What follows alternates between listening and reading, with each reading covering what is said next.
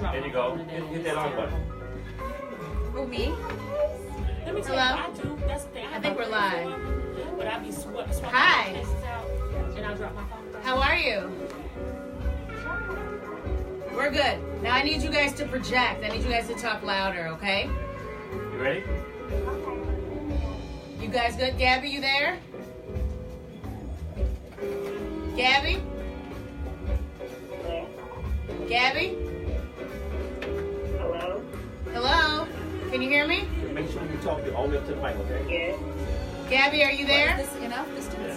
Oh, like that. Yes. Like that. Lauren? Like this? Yeah, like that. Can you hear me? Yeah. Happy birthday, dear Gabby. Happy birthday to 901. you. You can hear me? Thank you. You're welcome, beautiful. Thank you guys so much for joining us. I just need you guys to speak up, okay? Okay. Well, we are good. Okay. Ready? Yep. You guys ready? Good? Go. Let's rock and roll. All right.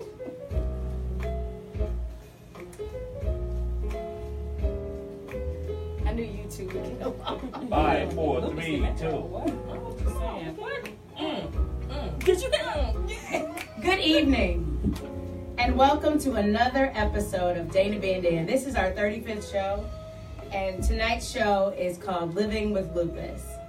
And I have some of my warriors, lupus survivors, and those out here fighting lupus joining me tonight for a show. And before we get into lupus, and May is Lupus Awareness Month, so we're going to talk all about that. I just first want to give kudos to last week and on our show. We revealed the Homecoming Challenge on the Divine 9 show, and it was one of the biggest shows that we've had until tonight. And it was one of the most viewed. So please check out our website, www.homecomingchallenge.com. It's about going back and giving back to college students. So please check that out. Please share the show. Right now, just hit your little share button so that everybody can hear our message about lupus and Lupus Awareness Month. Before I introduce my guests, I just want to give a couple of facts. May is Lupus Awareness Month, and the Lupus Foundation of America estimates that about 1.5 million Americans, and at least 5 million people worldwide have a form of lupus. And there are about 16,000 cases, new cases annually. So I want to introduce my beautiful friends and family. First, I want to start off with Nikita. How are you this evening? Good evening, beautiful. Fabulous. So Nikita is a friend of mine who I met twice. I met first through my editor for Scene Chicago, Josh, and then again through our mutual friend, Bobby. And everybody's like, you got to meet this girl. You guys are so similar. You have so much in common. And we just hit it off right away. She's definitely my kind. And I'm so excited for Nikita because she is a Bravo TV reality star.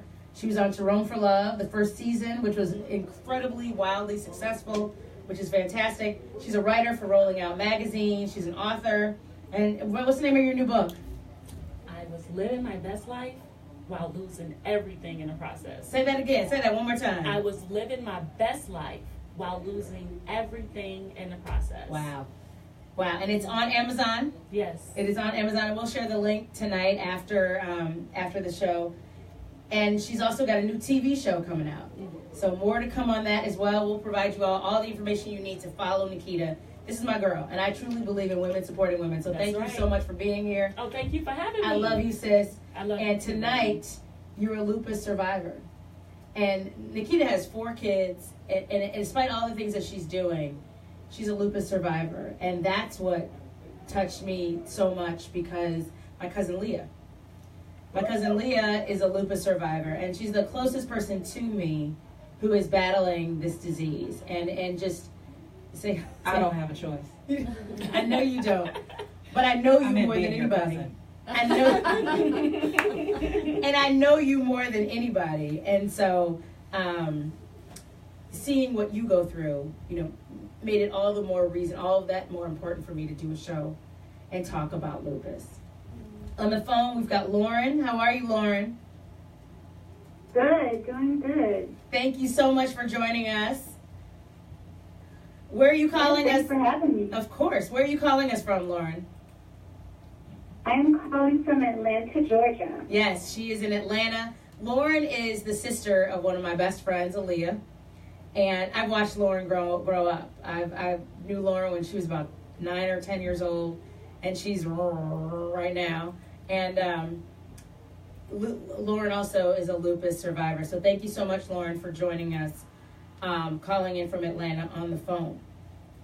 Sandra, is my makeup artist. She's at the Mac counter in Bolingbrook, and she is fantastic. If you ever need your makeup done, talk to my girl Sandra. She is fantastic. And she's at the Promenade. That's right. And the thing about Sandra, and I'm struggling because I always call her Sandy. No, Sandy's good. Sandy's good? Okay. So it's not Sandra. But, so she's done my makeup for years. And it wasn't until I started marketing the show that she was like, she told me that she had lupus. And I was like, well, you got to be on the show. Because as you know, my show is about the human connection. It's about my friends. It's about my people. And so, number one, I'm so thankful that you're here. Thank you for having me. But I watch you work. And I watch all of you guys in your hustle and what you do. And just to know that you have, and that's the thing about lupus. And we'll talk about the fact that these women look flawless, incredibly fly, and you would never know about how they're feeling on the inside, right? And we'll talk about that later. But I thank you for being here and for being my friend. Of course. I love you, Dana. I love you too. I love you too. And on the phone, Gabby, how are you this evening? Hello, I'm good. How are you? I'm good. So Gabby just celebrated a birthday. So we are celebrating Gabby's birthday. And Gabby as well. Gabby is one of the best friends of Lauren. So it's such a small world. And both of them, they have this bond because they both have lupus. And Gabby's also a lupus survivor. And she's going to talk more about her situation shortly. But before we get to that, Dr. Malkani. Hi. How are you? I'm good. How are you? I'm good. So Dr. Malkani and I have mutual friends. Yes. And we met earlier before the show a couple days ago, and it was instant. Absolutely. I think you are amazing. Just Thank you. inside and out. I mean, and I always talk about, and I did a show recently about people being beautiful inside and out. And you truly, truly are. And so I'm so thankful that you're here. My pleasure. Because you are a fighter for lupus Absolutely. and just fighting the disease. And what I appreciate about you is just your bedside manner and your care and your passion for helping people who have lupus and other autoimmune diseases because you are a rheumatologist. Yes. So, rheumatologist, that sounds a pretty fancy name. Can you tell us what a rheumatologist does? That's a great question, Dana, because it's not just you. Like, a lot of my friends will, like, they know physicians, they know internists, and then I say, well, I'm a rheumatologist, and I get this blank look. Like, what? What is a rheumatologist? What do you do? So, I'm sorry, keep talking about this. That's Earl. Hey, Earl. hey, How you doing? Okay.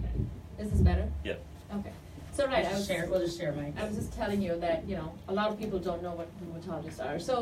So rheumatology is a specialty that deals with a lot of autoimmune conditions, specifically those which can target the muscles, the cartilage, the joints, which are more than just your arms and legs. And pretty much any of our rheumatological conditions can affect any organ of the body. So we're not limited to one organ. That's what's unique about rheumatology. Like, you have your bone doctors that focus on the bones, your orthopedic doctors, but rheumatologists kind of focus on the whole body.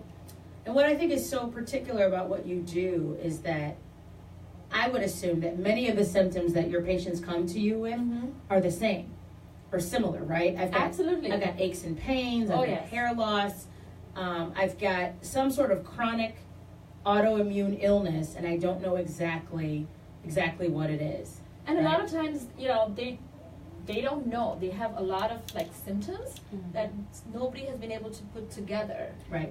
And so as rheumatologists, our role is to see if they're all connected by one cause. So, and they don't know. They don't know it's autoimmune. They just know that, I'm tired all the time. I just don't feel, simply put, I just don't feel like my normal self. Yeah. I don't feel like a 20-year-old should. And then it's our job to kind of tease out, what the cause behind all of that is. And where are you based? Where do you practice? I'm in the Aurora area, in the western suburbs. Western suburbs. Yes. Just so you know. Thank She's you. amazing. When it comes to lupus specifically, who is impacted by lupus? Who's affected? What type of patients do you see? Is it true that it's mostly women? So if you're talking about lupus per se, yes, women more so than men. And approximately anywhere, the ratio that they quote is anywhere from 7 to 1 to 15 is to 1. So for every 15 women with lupus, there may be 1 man with lupus.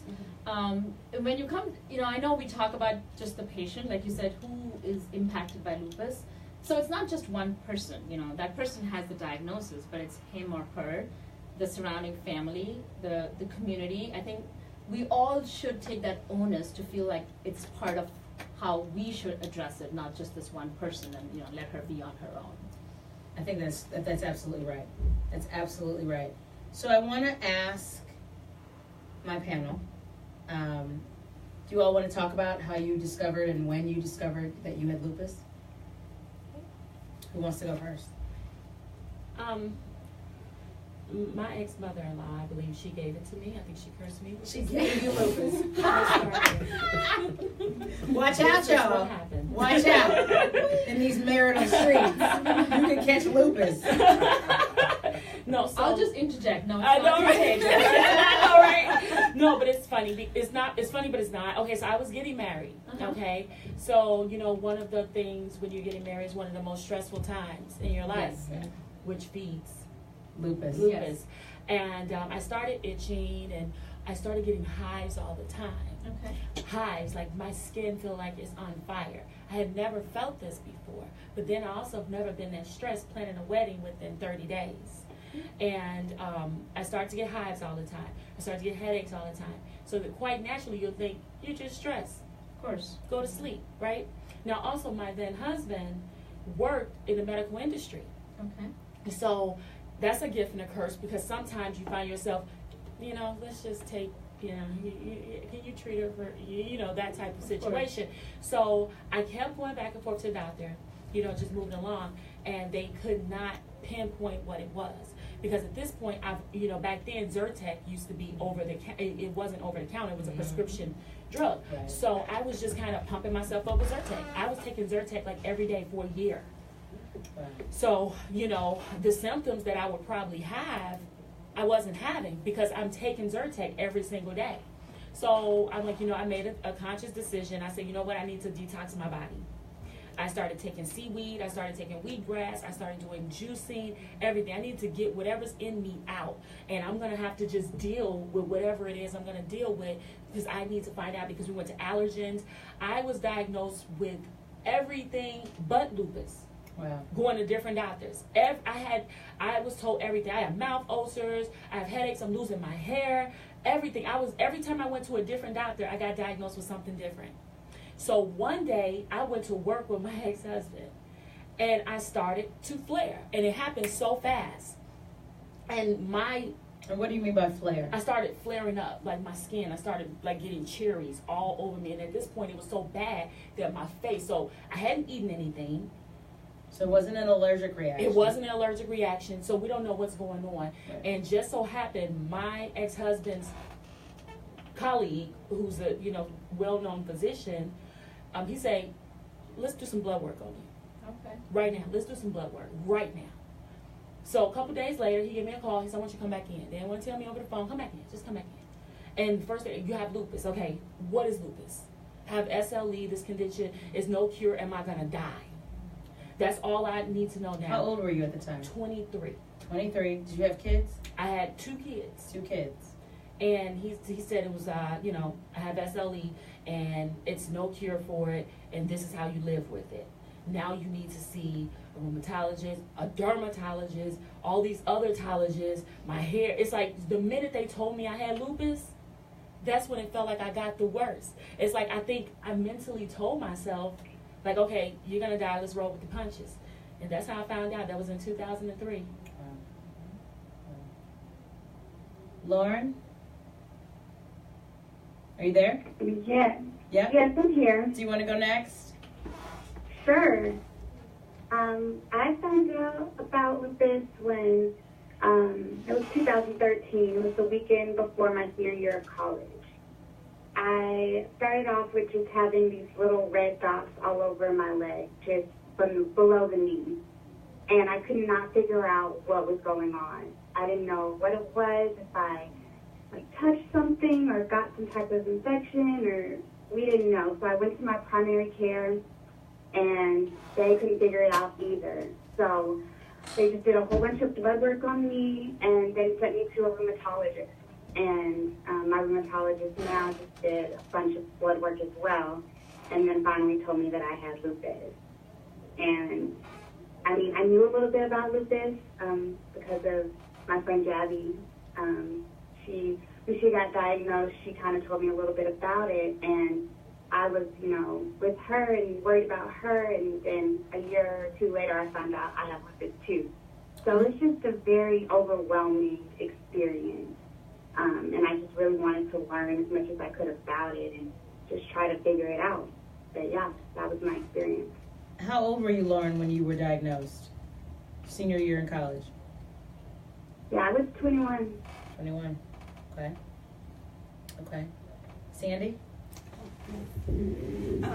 Well, I've had lupus for 15 years now. I was diagnosed shortly after my second daughter was born. So around 24, 25 is when I was diagnosed. It was strange because I had a lot of symptoms of a mom who's just had kids. So, we're tired all the time. We may have rashes that appear, headaches, lightheaded, things like that. So I started getting, and I've always suffered from migraines all my life since I was a young girl, but I was getting them to the point where I couldn't even get out of bed. It was on a daily basis. I would come from work and go right to bed and lay down because my headaches were so severe. It was causing nausea, it was causing dizziness, vertigo, and I started missing work. And it was just to the point where I'm like, something's got to be done.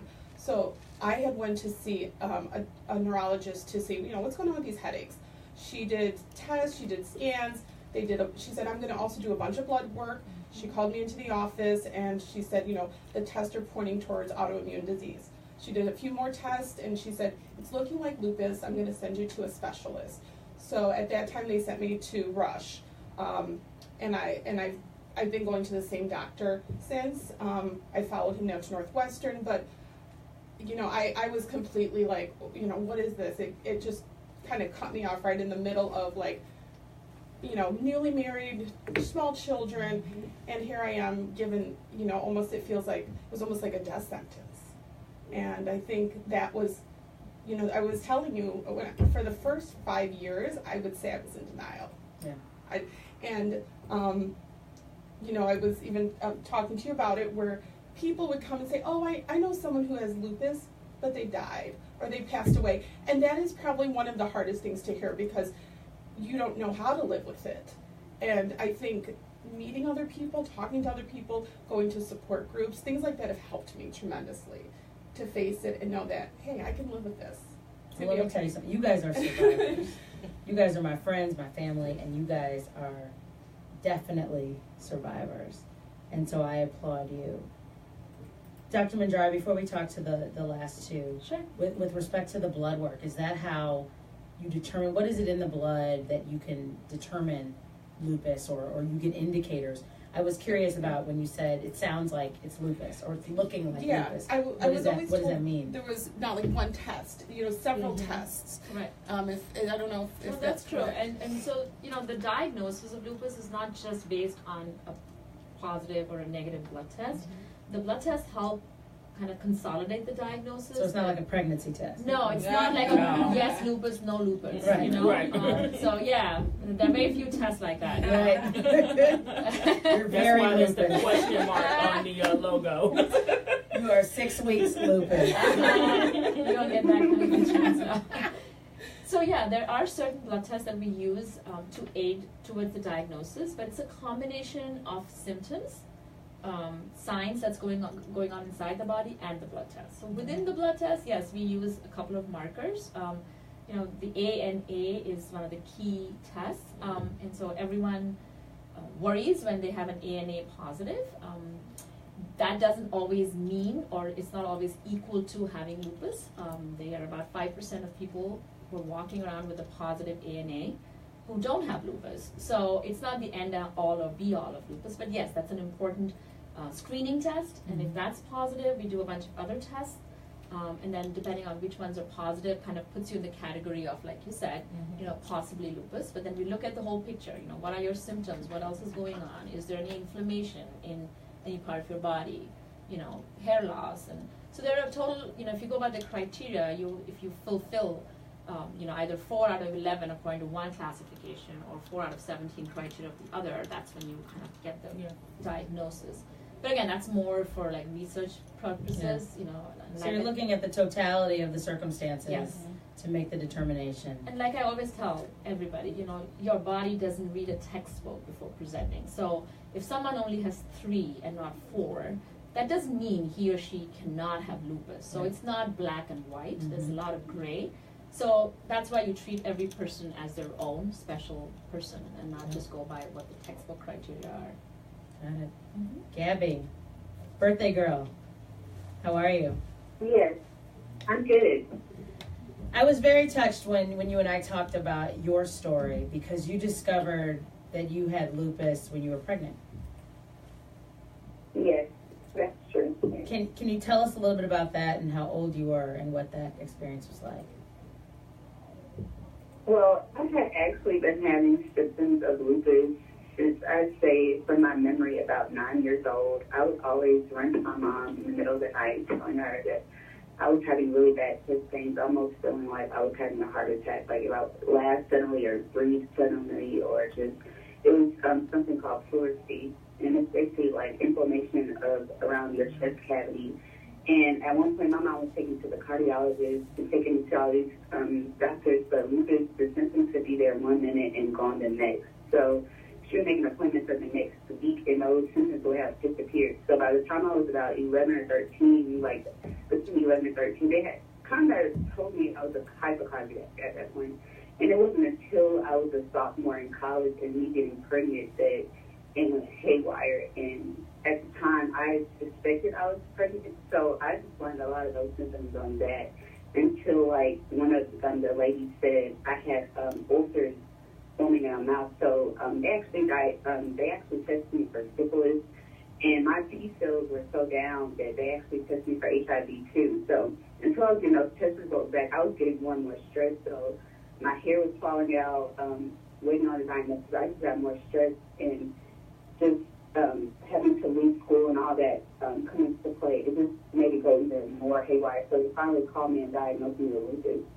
And I also had another underlying disease, which is transverse myelitis, which is inflammation of the spine. And I was diagnosed with that in 2013 as well. Yeah. So I was actually misdiagnosed a couple times after being diagnosed with lupus. This transverse myelitis starts off technically in the legs and feet. I was diagnosed with a podiatry problem. They thought it was a foot problem at first. Because my feet were burning so bad. It felt like I was walking on coals and needles at the same time. They diagnosed me with something in my feet until I went to a podiatrist doctor that he thought to be a great doctor, and he told me that it was actually my spine. And finally I went and got MRI, and there were lesions all over my spine.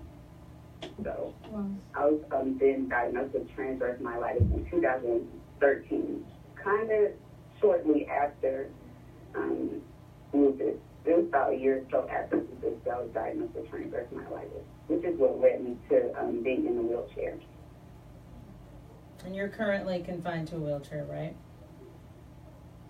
Yeah, I'm currently in the wheelchair. I can technically walk somewhat on the walker. I just can't feel. Transverse myelitis affects my lower extremities, so it affects like my bowel and bladder functions and my sensations. So I can kind of feel, and walking is very tiring and it's hard because I can't feel. So I can get on a walker and kind of somewhat walk shortly for about a few feet, but I can like technically stand up, but I can't walk very far. But yeah, for the most part, I do use the wheelchair, but I can't get up on the walker and put one foot in front of the other. But one thing about Gabby is that Gabby doesn't sit still at all. She doesn't let being in a wheelchair confine her. She's doing so much to create social awareness with respect to lupus and everything that she's going through. And she's a mom. How old is your baby girl? She's 5 now. She's 5 years old. So you're I'm doing so proud it. of you, Gabby. I haven't met you, but your story is so inspiring and motivating. Absolutely. You go, absolutely. Thank you. So Thank you. Leah, my cousin, What up, cuz? how you doing? I'm doing good. How you doing? So we have a question for you. Sure. Can you tell us when you discovered that you were diagnosed with lupus? Yes, it was all the result of one person in the world. In the whole wide world. The whole world. Her name is Kelly Marshall, if she's listening. She wanted her shout out. Shout out to Otherwise Kelly. she's going to unfriend me on Facebook. and unfriend me in life. Because I ain't on Facebook. She's not on social media. But, so, I had started losing my hair, and I was 26. So I started losing my hair, but I thought it was just a result of perms, cold-blooded hairdos. I was like, oh, okay. Cold-blooded hairdos. Right. Is what made her thought. Right. Of course she didn't have lupus. Of course not. It was just, But it It's wasn't just a bad hairdo. right. At least It why? wasn't a mother. In a good way. It wasn't a mother-in-law. It was that can make your hair fall out too. right. It was gel and perm. So then I had one spot. I went to my beautician and I was like, oh my God, I got this spot. And she was like, yeah, we'll keep an eye on it. Then next thing I know, I get another one in the top of my head, and this one was larger. And so we were at Bar Louie kicking it. It was summertime. And of course, like in the movies, the breeze hit my hair. My hair was like, ooh, flowing. Next thing I know, Kelly was like, is that a bald spot? You might want to go to the doctor. And I was like, no, it's perm. So then I was like, well, let me go and just check it out. And I went to the doctor, and actually I went to my dermatologist. And she was like, yeah, let's run some blood tests, like they do, run blood tests. And I was like, okay. So, of course, at this time, which is crazy, I was also diagnosed with hyperthyroidism. So we weren't quite sure if that was what it was, because lupus can mimic a lot of things. Yes, so we were like just kind of trying to figure out everything, got blood tests done, and then they told me to come back. And so when I went back, they actually did a biopsy of the piece of scalp, where my hair had come out.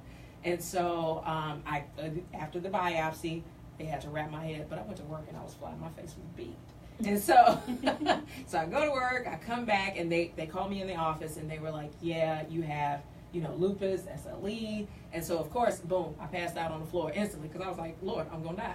And the reason I thought that is because my first interaction with it, a friend of mine in high school had it. That was my first ever So you hearing. knew somebody in high school. Yes, who had and she lupus. was a year under me, and she passed away at 17. Oh my Wow. goodness. Yeah, so that was all I knew of lupus. Like, you got lupus, you're going to die.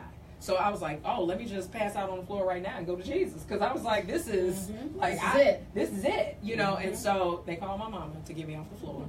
And so when my dermatologist, God bless her for this, her and her nurse, they were like, you can live with this. It's not a death sentence. You can get through it. Just do what you need to do. Take care of your body. Manage your stress. And they were like, and just follow what you need to follow. And you can live with this.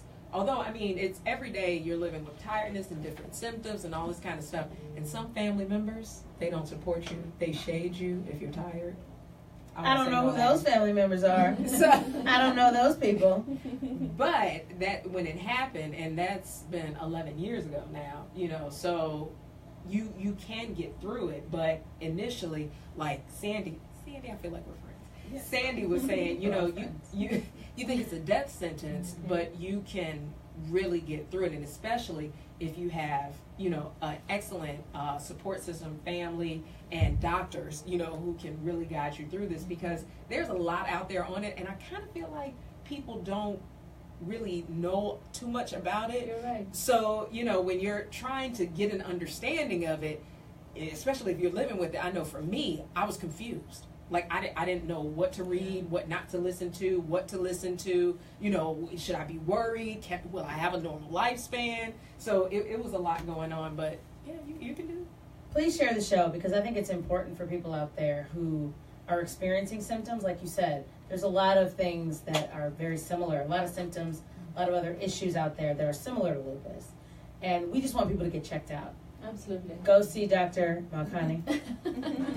Get checked out, because that's the only way you really know and understand what's going on. Does anybody else? I know that Gabby was diagnosed with lupus before Lauren. So Lauren had some awareness with respect to lupus when she was diagnosed herself. Did anybody else, and Leah, you said you knew someone else. Did you guys know anybody else who had lupus before you were diagnosed? No, I thought my ex-husband gave it to me. Yeah, I thought it was. Girl, I understand. I understand. So we have one common thing, Dana, if you notice, like everyone that we've talked to, all approximately under the age of 25. Yeah. Right? So everybody was in their 20s. right. So that's 20s. Right? And so just imagine, you anyways at that age, you don't even know what you're dealing with, right? Yeah. Teenager is not easy, and you're either in college or senior in school, a million different things, and the last thing you think about is, could my tiredness be a problem? It Or can am be I just attributed being, to so many things. right? And these two were new moms. Yep. So they've got small kids, and that just lumps. Who out there is a mom who's not tired? I know, Right? exactly. Like, I mean, we're all tired. My kids are a little bit older, and I'm still tired. And so you just. I'm always tired. I'm tired now. We're about to go to sleep. Thank you for tuning in. And I think it's easy to discount or discredit or make excuses for what is a real diagnosis. Yeah. But on the other hand, I don't want people to freak out as well. Like Correct. every mom shouldn't be getting worried either. So it's a fine Every line. mom does not have lupus. Right. You were just tired. Go to Go to sleep. sleep, sis. But what I'm And saying don't is, listen to your mother-in-law. that's the crazy thing about lupus. It's one of those conditions that affects the majority of people get diagnosed when they're so young. Right. Yeah. Right. And that's one thing with respect to my cousin. And I want to talk about symptoms. I want you guys to all tell me, what symptoms you have experienced. What do you experience on a regular basis? Because what I noticed about my cousin, and I know her the most, I've known her obviously the longest, it's the fatigue. It's the extreme fatigue that doesn't go away with rest. Yeah. And I used to clown her because I thought that, Yes, she did. I just thought that she was just lazy. And in hindsight, I apologize. I apologize to you on international radio. I want tears. Because I have a fan club in Wakunda. My fan club is in tears. Wakunda. We want tears.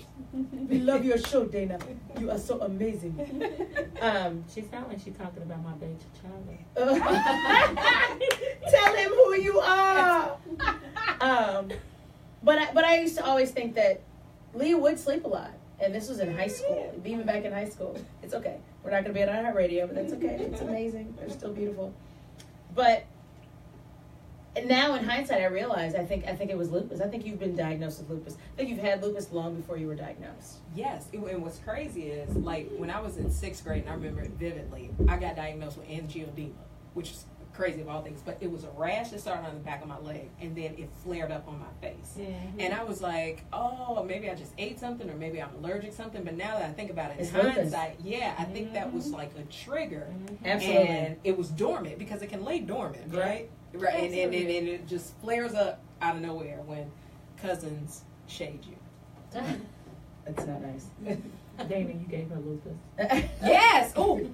Are you calling me somebody's mother-in-law? Yes! Other symptoms can include joint pain, stiffness and swelling, muscle pain, extreme fatigue, like I said, that doesn't go away with rest.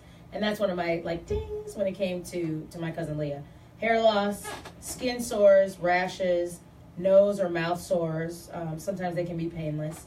Skin rashes after sun exposure, fever over 100 degrees, cognitive issues, physical impairments that affect every facet of life, cardiovascular disease, strokes, disfiguring rashes, painful joints, etc. So what kinds of symptoms do you all experience?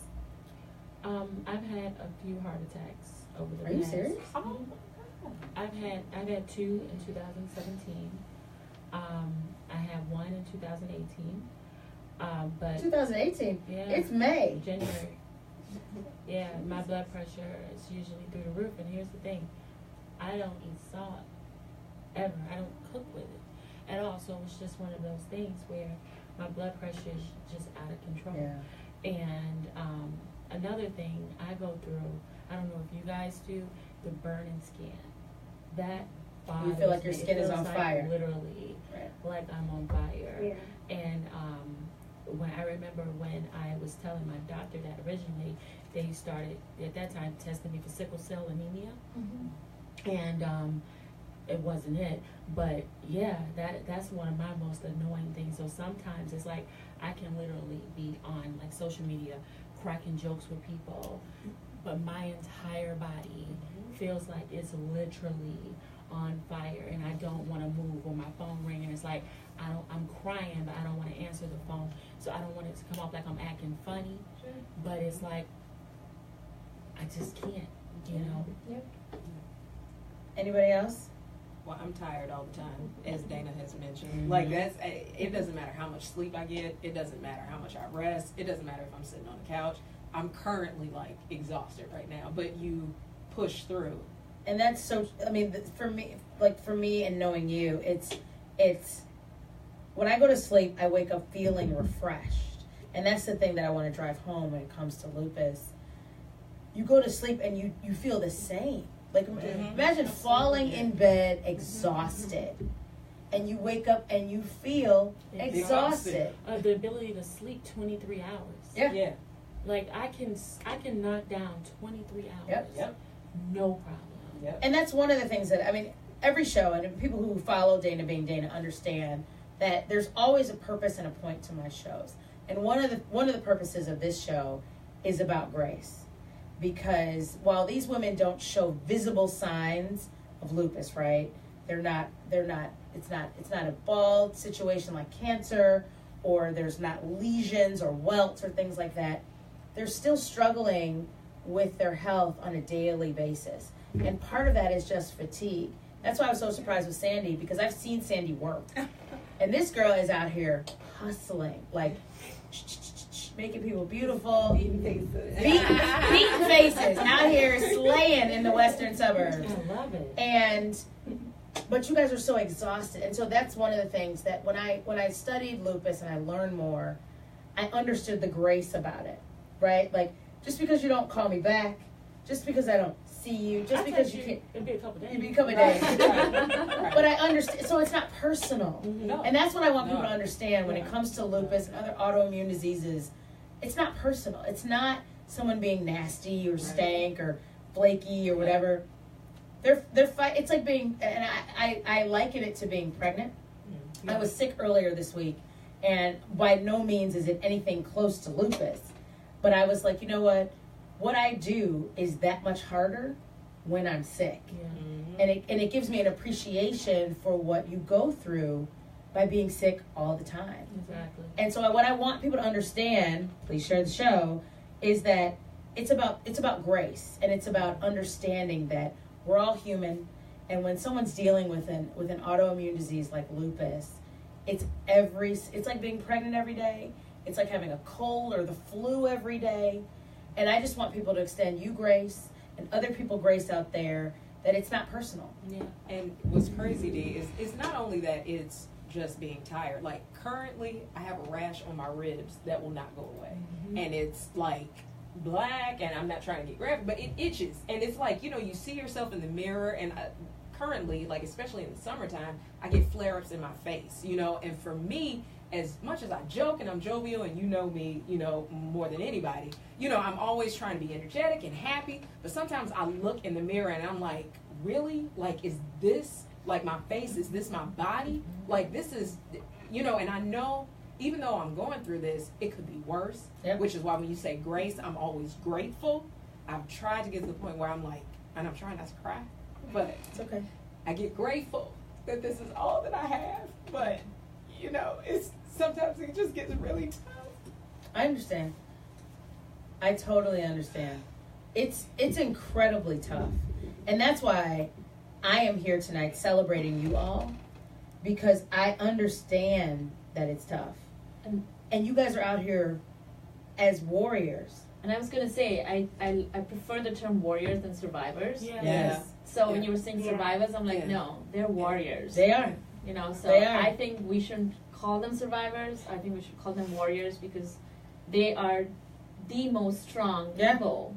It's not easy. It's not easy at all. Like you said, you have a cold and try doing your daily routine, and it's a million times harder. And they're doing this day in and day out Every for so many years. So they're not single survivors, but they're day. warriors. Yeah.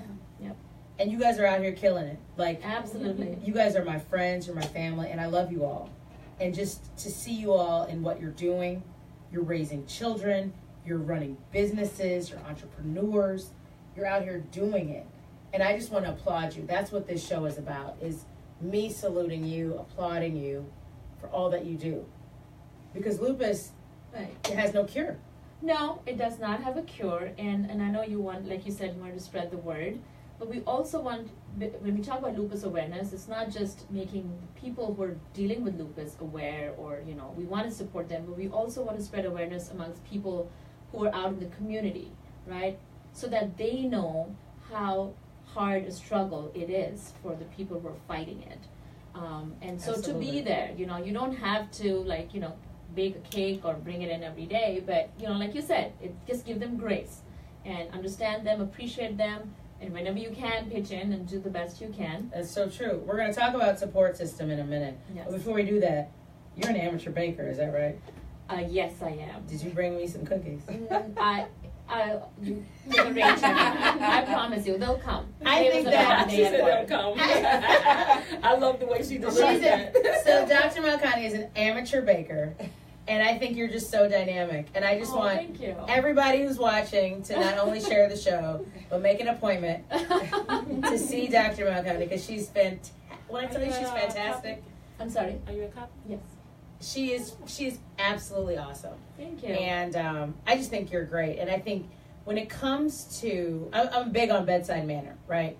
I don't care if you do my nails. Like, I need you to be supportive of me and my cuticles.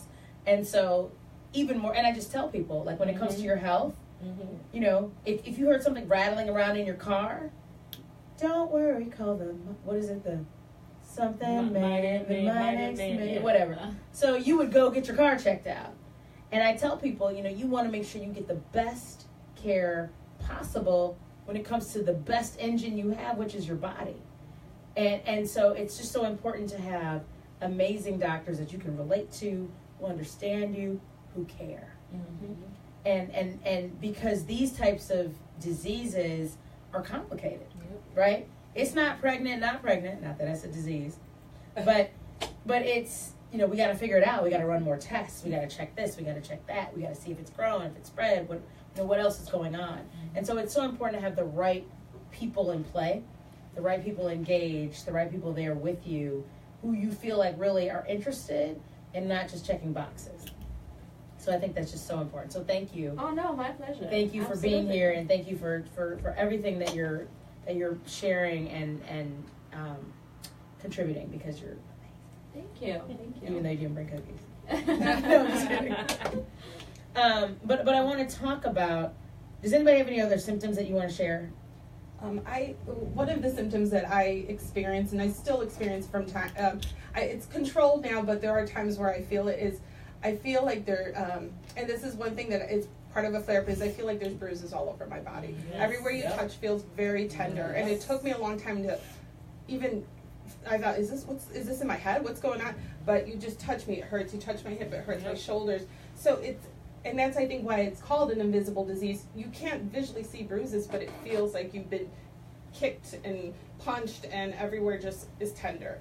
And that's something that I've experienced to the point where there were sometimes when I couldn't even walk, and I actually had to use a cane. And I've gotten better, but you know, it always that could happen at any time.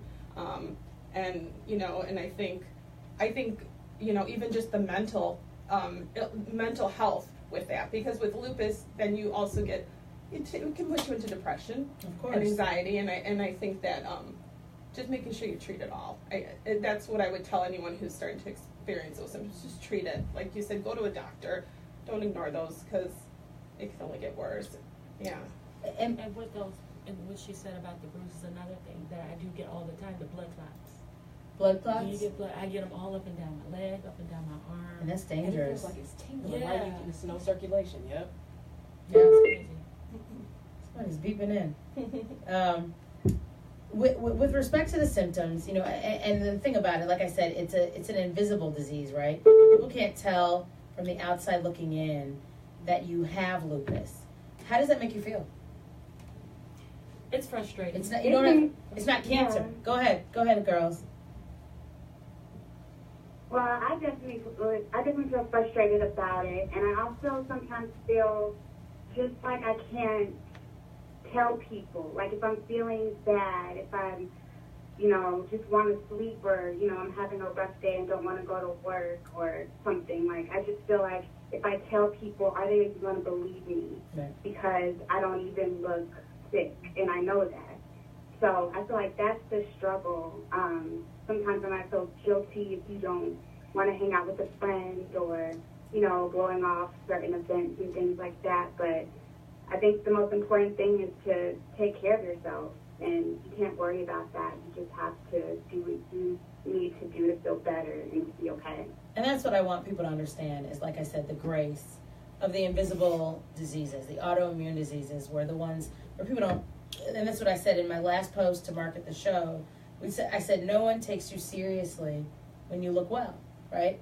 You can look amazing, you can look beautiful.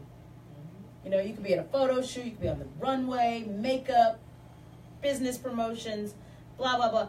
But you could be on the inside, you could have bruises, you could feel prickly, you could feel tired, you could be exhausted, right? Yep. And people don't take you seriously. Well, because you look good, your shoes are hot, you look amazing, you killing it. Look at that makeup. You know, that's what Sandy specializes in, is makeup and making people look. She's out here beating faces, and she could be feeling terrible. And that's what I want people to understand, is that just because somebody looks a certain way doesn't mean that everything is well. And that's so important to understand, because I think as humans, we need to extend each other more grace. Yep. When I tell you I'm not feeling good, guess what? I'm not feeling good. Yep. Now, I'm going to be out here and be a warrior, and I'm going to do my job. I'm going to do what I came out here to do. But that doesn't mean it's not burning me up inside. It doesn't mean when you touch me, I'm not burning up. I'm not hurting. It doesn't mean I'm not in pain. So I just want people to understand that, because I think there's other autoimmune diseases out here. These aren't the only people who have lupus. These are the only people who have autoimmune diseases. And I just want people to understand and just be more compassionate. If we can do anything tonight and just extend more compassion out there, I think that is so important when it comes to all of these diseases and all these things that people are battling with and struggling with. So I want to talk about the support system, because I think that we can't be anywhere really without people who've got our back, who are there for us, who care for us, who show up for us. So if you guys want to talk about your support system, whether it's your new rheumatologist, Yes. or other people in your life who have shown up for you, is there anything that you guys want to say in that regard? Well, I will say I do have a really good support system. I have an amazing husband and 2 daughters who are very understanding. If mom needs to nap, they're just say, I got it, mom, go lay down. And to me, that's so amazing. But one support system that I will say that I found by accident was, I met a couple people on Instagram that had lupus, just following the hashtag and kind of liking their pictures.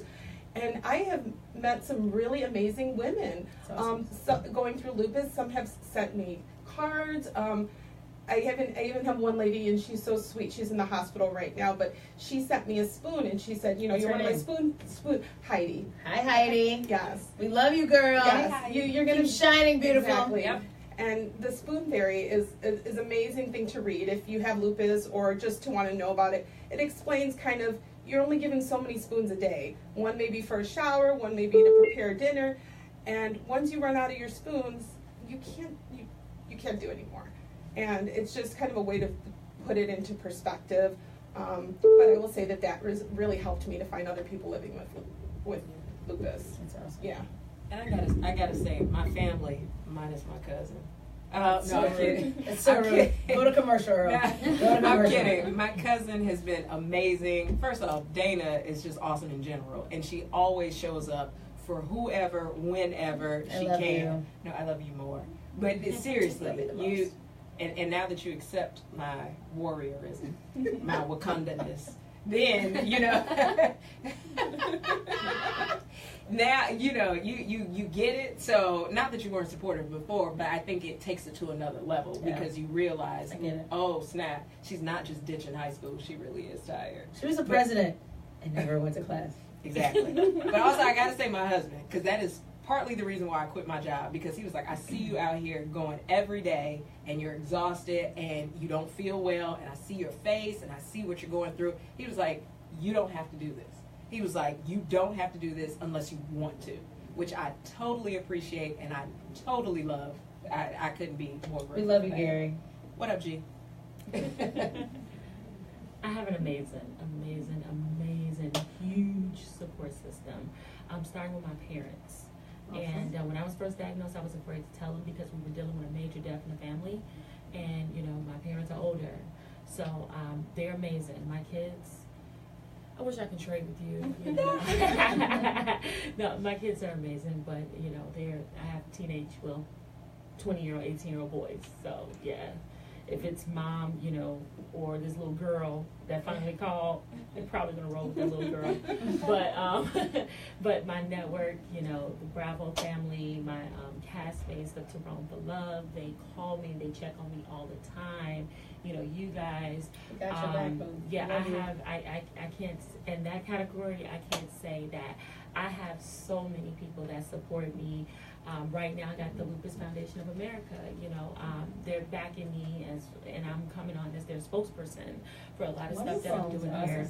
Yeah, in Chicago. This is my girl for real, and I'm so proud of everything that she's doing. So you're awesome. You're awesome. Baby. So yeah, I do. I have a huge support system. So that's awesome. So for what I'm really appreciating is that you girls are, taking it a step forward. You're paving it forward. Now you're out there trying to build a support system for other people who are dealing with it. Yeah, And that's the way to go.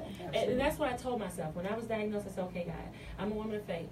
And it's like one of the things I did say, if I'm going through this, I'm going through this for a reason. And I don't think that the reason that I'm going through it is because I was being punished. I believe that there's somebody behind me that's not as strong as I am. And I need to go through this and show them that this is how we do it. And I appreciate you ladies for being here and paving the way for other people. This show is meant to help and inspire other people. If you get a diagnosis, if you need help, if you want help, I'm here. I've got a crew of people here who are willing to help you, support you, mentor you. That's what it's all about. Women supporting women is something that's very real to me. And if you don't know it by now, I hope you do know it tonight, because this is what we do. And lupus is the... Please, go ahead. Yes. Can I add something? Yeah, of course. I'm actually a part of this group campaign called Be Boundless. It's a part of this wheelchair group called Roulette. It's called Be Boundless. A lot of people often say when they see people in wheelchairs, wheelchair bound. I like people to know that that's a very untrue statement. When you see somebody in a wheelchair, you shouldn't just assume that they're wheelchair bound, because people that use wheelchairs, are functional in some ways. They might just get tired because they can't breathe on their own, but when you see somebody with an invisible disability, don't just assume that they can't do something, The wheelchair's just for what my legs can't do right now. Yep. But I am a boundless person. Absolutely. And you're absolutely right. These ladies have some foundations that we're going to share. I'm going to post later about their foundations and ways in which you can get involved with Lupus Awareness. Somebody keeps calling. We're not taking no calls tonight. We got Lauren and Gabby on the phone. But thank you. But please share the show. Please tune in. We're going to post some foundations and ways you can be involved this month. We got all month for Lupus Awareness. Thank you, ladies, for being here. Thank you so much for our sponsors. Thank you, Dr. Malkani, for being here.